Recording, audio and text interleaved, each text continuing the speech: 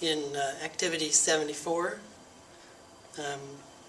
Letters A and B talk about a pretty well-known part of the New Deal with the Civil Works Administration, the Works Progress Administration, different parts of the federal government that hired people directly to do various things. And if you go around the area here in Texas, you often will find plaques that that commemorate different projects that these groups did, whether it's building up some of the infrastructure at White Rock Lake or at Grapevine Lake.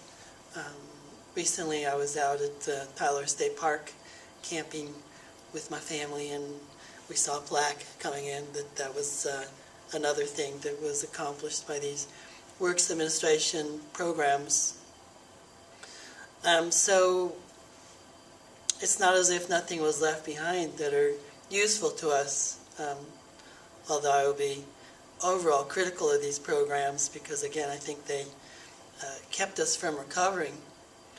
I've had other instructors say to me, well, these programs were needed because so many people are out of work, and it prevented a lot of discontent that otherwise might have been there.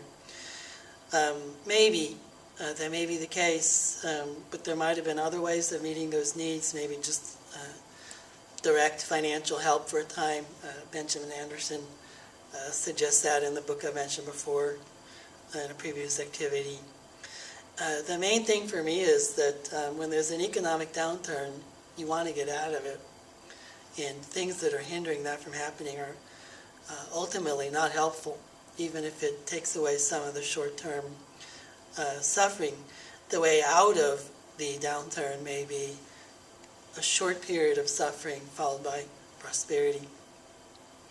But in any case, I just want to try to illustrate what's happening here, again, with I can't say two companies, two employers. You have, I guess over here, as during the 1930s, you have the U.S. government is the employer, so these folks are being hired to do some of the things I just mentioned. They're getting a paycheck. They're happy for that reason, at least in the short term. There's a number of examples here in letters A and B. Some of the less productive ones of these, although none of them are going to be profitable enterprises, you have in letter A, the federal government paying people to study the history of the safety pin, hiring workers to patrol streets with balloons to frighten birds away from the buildings. In letter B, you have the federal government hiring workers to catalog 350 different ways to cook spinach. We'll use that or the safety pin history for an example.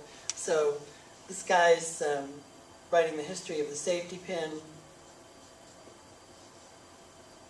and this guy's cataloging spinach recipes. Both of these have two things in common. No one wants to buy them. They're not anything that anybody wants. They're just make work for these individuals. So you don't have any customers